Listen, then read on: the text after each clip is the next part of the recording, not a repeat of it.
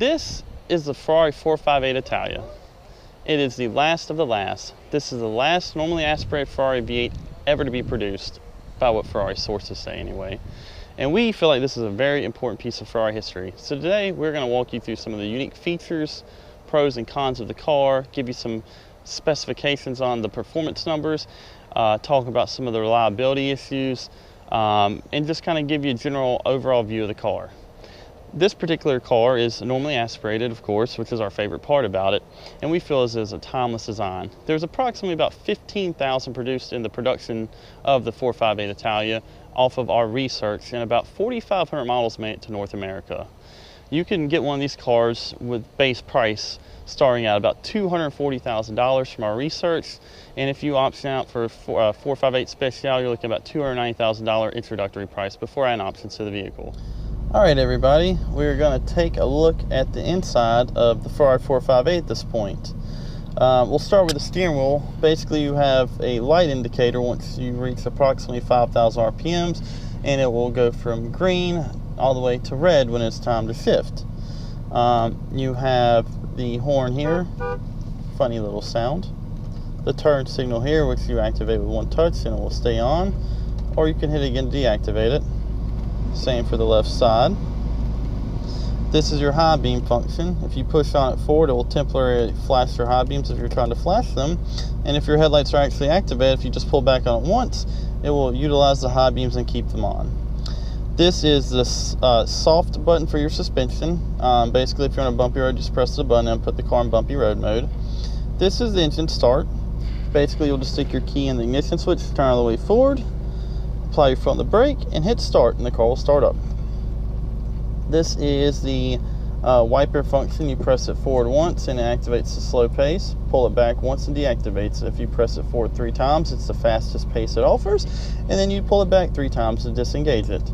Also, if you pull back on this button here, it will actually activate the windshield wiper fluid and clean the windshield. Nothing special here, just windshield wiper fluid doing its job. And then the most important feature of the car, in my opinion, is the Mannetino.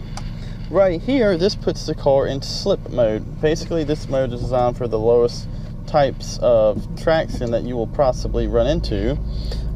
It uses the brake system and the engine system to help increase the performance of the car in slippery conditions and reduce any possible human error that could be induced. This is sport mode, which is medium to high grip conditions, which basically modifies the engine and braking dynamics to suit these conditions a little bit better. And this is race. It pretty much removes the input of engine modifications in that aspect and lets it run fully unrestricted and maximizes your braking performance on high traction conditions. This mode, CT off, disables your F1 traction completely and is also suggested for only race use. And then this one is basically what we would call expert mode at our shop. This disables everything but the ABS, the EBD, and the EDIF. Pretty much, you know, for experienced drivers, this is where you want to be. This is where we prefer to be at. If we're, you know, utilizing a track day for the car and whatnot, normal street driving, Sport will do just fine. Now we will walk through some more of the features of the car, such as the radio. Pretty interesting setup here, how this works. If you just hold the off button, it will put the speedometer on the dash for you to see. If you press the button here and hold it again, it will reactivate the radio, as you can see here.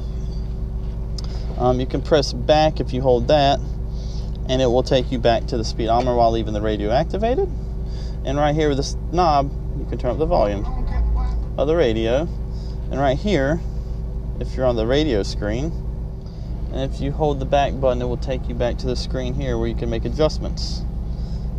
Utilizing this button here, if you press in on it, you can hit this to basically seek forward, go over here to seek backwards, and then this is individual changes. And the button is utilized this way. You do not turn left to right to actuate the menu. Another thing you can do is go into this little menu here where you can actually turn the dial and activate the controls, hard disk, and make adjustments to the car to basically set up the car to your liking. And then once you're done with that, you can simply just hold back to go back to the mode where you can see the speedometer. Nothing too special here. Right here is the temperature knobs for the left and right side of the car. As you can see, this just basically affects what position the AC comes out of which vents, as you can see with the little arrows indicating where. This activates the air compressor on the car, so you will have cool air. When you hit this button, it will basically lock all of the vents settings to 1, defrost and other features, recirculation. So if you just press the automatic button here, it will enable or disable automatic. And by pressing here, I don't know if you can see, but this is what allows you to basically switch into manual mode. You do have to deactivate automatic mode, which I don't know if you can see in the bottom of the screen, it comes on and off. And to put the car back into neutral, you simply press both of the paddle shifters at the same time, and we'll put the car into the neutral state. To go in reverse, you just hold the R button with your foot on the brake, and the car will go in reverse and make a little dinging noise to let you know you're in reverse. Press auto again. It will still maintain reverse, but when you go forward, it will stay in automatic mode. Now, some of the next features here are how you control the mirrors with this knob right here. Left and right, up and down. This is neutral state. This is the right mirror. This folds mirrors in, as you can see right here. And the next feature you'll see is the window opening position. One touch up is an option on the driver's side, but it is not an option on the passenger side.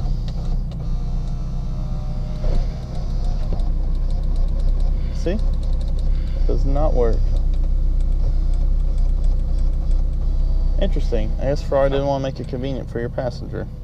Another unique feature is the glove box. You press that and it opens it up. There isn't a whole lot of storage space in here, but you can put a couple items. Another really interesting fact is this cord right here is iPod package. $900. That's right, $900 to have your iPod interface work in your Ferrari. You would think Ferrari would include that feature for all the money you spend. And this is the Daytona Seats, as you'll see in the car. Pretty standard here. You just pull up on this, the window will drop. If you pull all the way up, the door will open, like so. Nothing fancy here. Right here is the menu button. Basically, you can cycle through. Dimming is up and down, left and right button feature changes different gauges of the car and what have you. You can see vehicle dynamics by pressing this button. Even your lap times can be recorded with your Ferrari when you decide to go to the racetrack. Here you can see all of your information on your trip A and trip B. Set up all of the features of the car. Back to the status gauges. Then back to the calibration screen where you can see when your next service is due and what have you. Calibrate TPMS and adjust other different features of the car.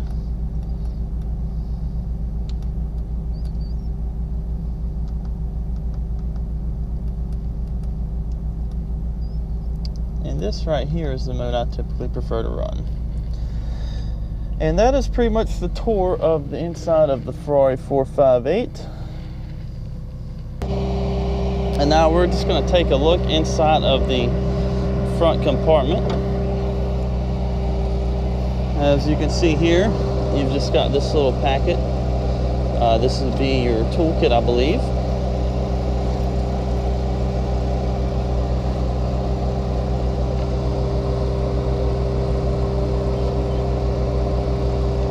And it just basically comes with an electronic parking brake device that's for emergency use to disable it. A screwdriver, which I'm not really sure what you can use that for in this car. a funnel, some or some fuses, a tow hook, and some pliers. It's set in the front of the car right here. Inside this little pouch, you'll have the owner's manual, maintenance, and quick reference guide here. The battery tender, which does not come with the car, and then your tire inflation kit, which I'm not sure how effective these are. We've never ever utilized one of these kits in our entire time of work on these cars.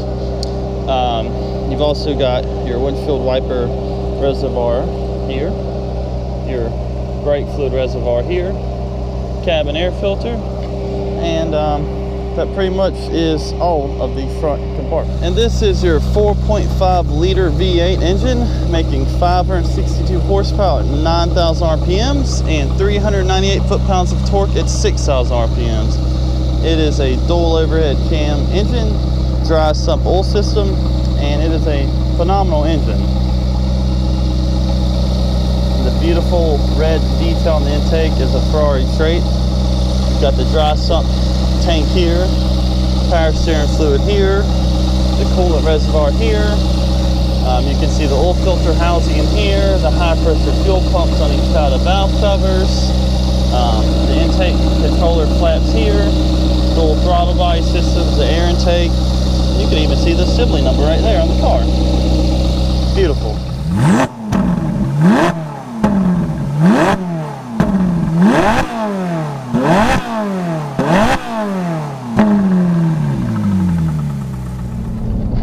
Alright guys, we're doing our ride along in the 458 on some beautiful country back roads behind the shop. I just want to give you guys a quick view of the car, what it's like to drive it.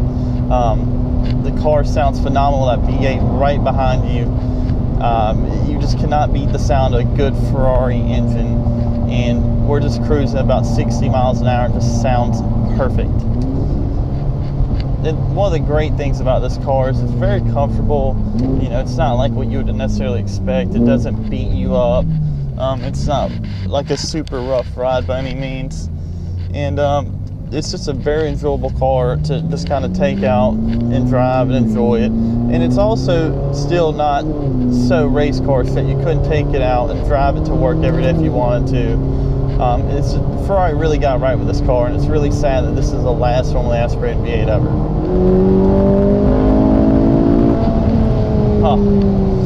That is one amazing sound. And this is with the windows up in the car. I'm just going to kind of give you guys a little pull again so you can hear what it sounds like the windows up, and then we'll do one with the windows down so you kind of just try to feel the sound, hopefully, and just the experience of driving this thing is amazing.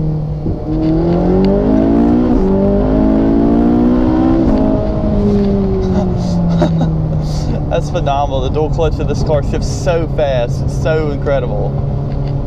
You cannot outdo that feeling of a Ferrari screaming with a very fast shifting transmission. It's just an awesome combo. And here is just the windows down so you can kind of hear some of it. Hopefully I'll let you hear the engine a little better.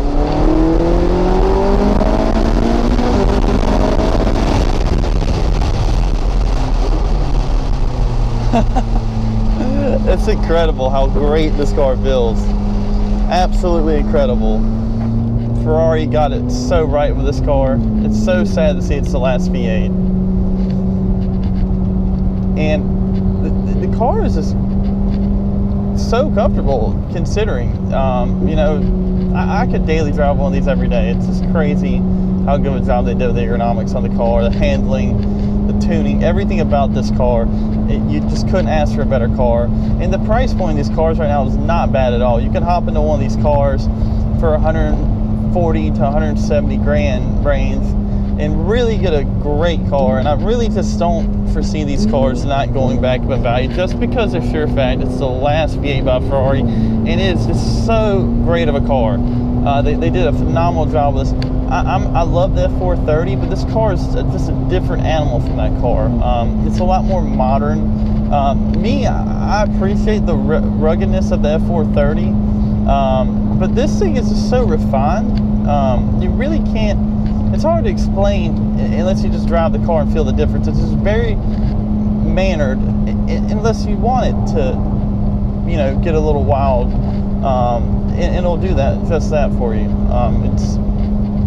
It's just a great experience. Whereas, you know, that 430, it's just kind of all race. There's no really in between with that car. It's either, you know, it's on or off. For this thing, you can kind of have the best of both worlds. But don't get me wrong, I would love to have a 430 parked right beside this car, because then you get to have the best of both of the cars. And the 0 to 60 in this car is right there with the 488.